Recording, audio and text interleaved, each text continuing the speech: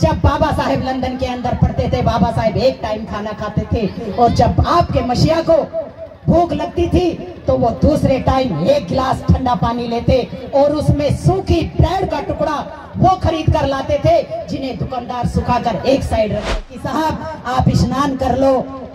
तो उनकी जो कमीज के नीचे का बनियान था वो फटा हुआ था।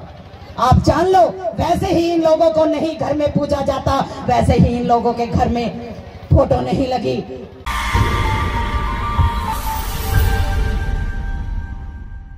कितनी महिलाएं मानेंगी? जरा हाथ ऊपर करो। तो करवा चौथ नहीं मनेगी। करवा चौथ आ रही है, आपको करवा चौथ छोड़नी पड़ेगी जब ये अखंड भारत की शुरुआत होगी। अरे इस अखंड भारत को अखंड बनाने के लिए अभी मेरे भाई जो इतना सुंदर संचालन कर रहे हैं, मैं सैल्यूट मारती हूँ उनको भी। उन्होंने कहा कि मेरी बहन उत्तर प्रदेश की पावन भूमि से आई हैं, वही हमारे साहब मान्यवर काशीराम जी इस जम्बूद्वीप को जम्बूद्वीप बनाने के लिए जब ऐसी मीटिंग को संबोधित करते थे तो आपको तो पता भी नहीं कितना बलिदान उन्होंने किया। उन्होंने एक अधिकारी पद से अधिकारी पद को ठोकर मारकर इस बहुजन समाज को जगाने के लिए अपने पद को ठोकर मारने के साथ साथ साइकिल वो जाते थे, और कभी कभी उनके हाथ में साइकिल भी नहीं होती थी, उनके बदन पर कपड़ा नहीं होता था। एक मीटिंग में वो लाहौर के अंदर ही जा रहे थे, तो जब वो किसी के घर में ठहरे, आज हम सुंदर सुंदर कपड़ा पहनकर बैठते हैं, जब वो किसी के घर में बैठे तो सुबह नहाने के लिए कहा कि साहब आप स्नान कर लो।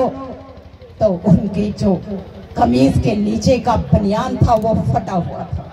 आप जान लो, वैसे ही इन लोगों को नहीं घर में पूजा जाता, वैसे ही इन लोगों के घर में फोटो नहीं लगी। वो दिखाने ही रहे थे, वो नहाने के लिए मना करने लगे कि मैं नहा लूंगा। नहीं साहब, आप नहा के सभा में चलना। और जब उन्होंने कपड़े उतारे तो उनका बनियान फटा हुआ था, उनका अंडरवियर फटा हुआ था। जब वहां उन्होंने देखा, घर के मालिक ने देखा कि साहब के पास तो बनियान तक भी नहीं है, तो उन्होंने पूछा कि साहब आप अपने लिए क्या बनियान तक नहीं खरीद सकते? तो काशीराम जी ने कहा कि नहीं, मेरे पास इतना पैसा नहीं है कि मैं नया बनियान खरीद सकूं। मैं नए नए बनियान पहनकर अपने इस अपंग समाज को कुछ दे सकूं। अरे मेरे पास जो कुछ है, मैं फटा हुआ बनियान पहनकर ही इस अपंग समाज को, इस समाज का नेतृत्व करके इसे इसकी शासन की सत्ता पर पहुंचाने का काम करूंगा। अरे ये साहब काशीराम, क्या हुआ कि काशीराम जी आज फटा हुआ बनियान पहनेंगे, लेकिन एक दिन तुम देखना कि यही समाज बहुत बहुत बड़ी कंपनी के बहुत अच्छे अच्छे बनियान पहनकर ऊंचे ऊंचे मंचों को सुशोभित करेंगे। ये काम साहब काशीराम जी ने किया, यही काम बाबा साहेब ने भी किया। अरे जब बाबा साहेब लंदन के अंदर पढ़ते थे, मैं कहीं पर भी ये बात कहने से नहीं चूकती, बहुत सारी महिलाएं जानती होंगी और बहुत सारी नहीं जानती, सुनकर जाओ। जब बाबा साहेब लंदन के अंदर पढ़ते थे, बाबा साहेब एक टाइम खाना खाते थे, और जब आपके मसीहा को भूख लगती थी तो वो दूसरे टाइम एक गिलास ठंडा पानी लेते और उसमें सूखी ब्रेड का टुकड़ा वो खरीद कर लाते थे, जिन्हें दुकानदार सुखाकर एक साइड रख देता था। रात को वो उसे ही भिगोकर अपनी भूख को शांत कर लेते थे। उन्हें 2 टाइम का भी खाना नहीं मिलता था। कुछ दिन ऐसे आए कि आपके मसीहा को 1 टाइम का भी खाना नहीं मिला, लेकिन 24 घंटे में से फिर भी वो 21-21 घंटे और 22-22 घंटे लगातार पढ़ रहे थे।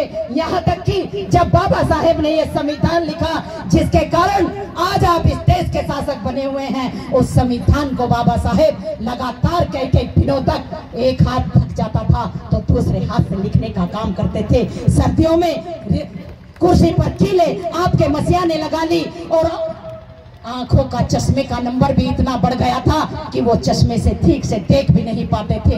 लेकिन फिर भी इस हालत में भी इन बहुजनों को इस देश का शासक बनाने के लिए, उनका मान सम्मान स्वाभिमान दिलाने के लिए उन्होंने इस भारत के संविधान को दिन रात मेहनत करके, अरे लोग कहते हैं कि 2 साल 11 महीने और 18 दिन में ये भारत का संविधान बना, नहीं, 2 साल 11 महीने 18 दिन में ये भारत का संविधान नहीं बना, मात्र 6 महीने में बाबा साहेब ने ये संविधान लिखकर तैयार कर दिया था।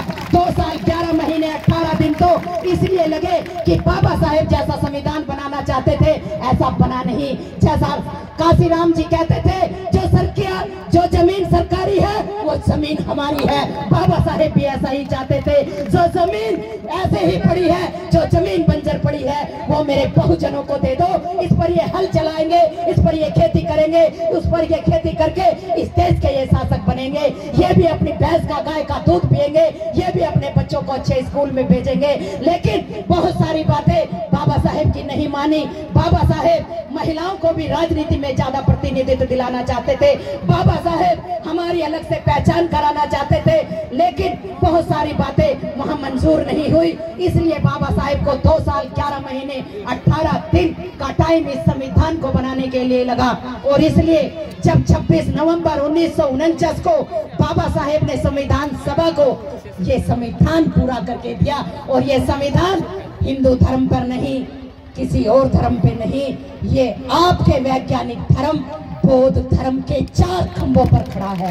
बौद्ध धर्म के 4 समता, स्वतंत्रता, न्याय, भाईचारा, इसमें 4 जो स्तंभ लगे हैं वो बौद्ध धर्म के लगे हैं, बहुत ही मजबूती के साथ लगे हैं।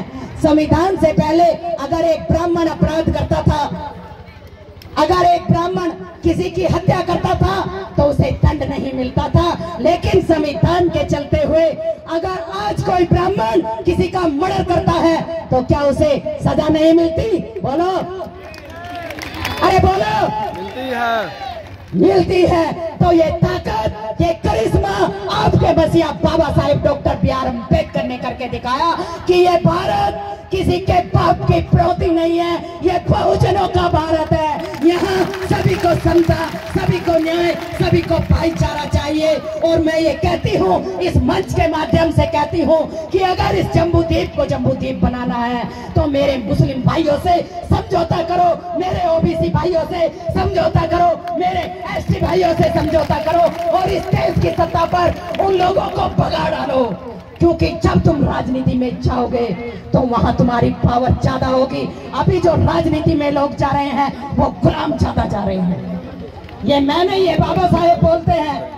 अभी जो राजनीति में लोग जा रहे हैं वो किसी के चमचे और दलाल बन के जा रहे हैं। लेकिन जिस दिन इस समाज के अंदर तीनों लोग एक मिल जाएंगे तो यहाँ से नायक पैदा होंगे, यहाँ से नायिकाएं पैदा होंगी, और समाज के सामाजिक कार्यकर्ता पैदा करो। क्योंकि काशीराम जी ने भी कहा है कि राजनीतिक गति भले ही धीमी पड़ जाए, लेकिन सामाजिक गति कभी भी धीमी नहीं पड़नी चाहिए, और धर्म का प्रचार प्रसार हमेशा चलता रहना चाहिए।